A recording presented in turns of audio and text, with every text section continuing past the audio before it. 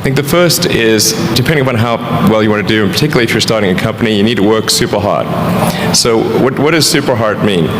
Well, when my brother and I were starting our first company, instead of getting an apartment, we just rented a small office and we slept on the couch. And we showered at the YMCA, and we had just one computer, so the website was up during the day, and I was coding at night. 7 days a week, all the time.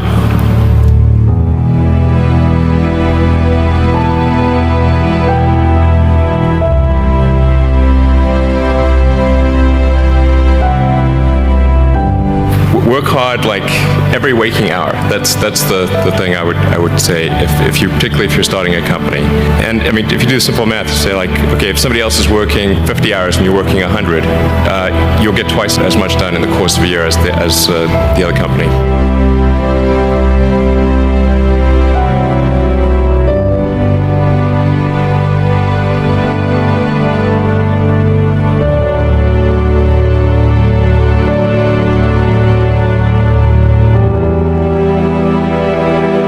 I think too is you got to make sure that whatever you're doing is a great product or service. It has to be really great. And I go back to what I was saying earlier, where if you're a new company, I mean, unless it's like some new industry or new market if it's an untapped market, then you have more ability the standard is lower for your product or service. But if you're entering anything where there's an existing marketplace against large entrenched competitors, then your product or service needs to be much better than theirs. It can't be a little bit better, because then you put yourself in the shoes of the consumer and they say, why would you buy it as a consumer? You're always going to buy the trusted brand unless there's a big difference.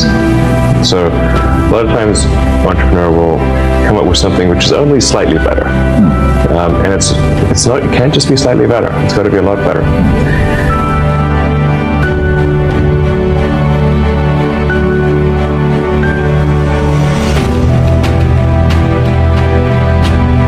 The other thing I'd say is that if you're creating a company or if you're joining a company, the most important thing is to attract great people. So either join a group that's amazing, that you really respect, or if you're building a company, you've got to gather great people. I mean, all a company is a group of people that have gathered together to create a product or service. And so depending upon how talented and hardworking that group is, and the degree to which they are focused cohesively in a good direction, that will determine the success of the company. So do everything you can to gather great people if you're creating a company.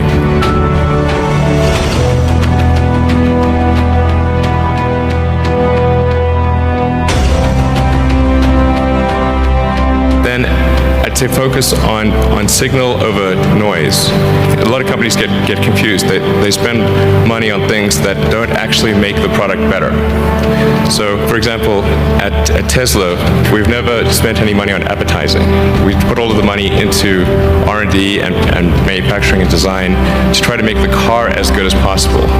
And I think that's the way to go. So for any given company, just keep thinking about, are these efforts that people are expending, are they resulting in a better product or service? And if they're not, stop those efforts.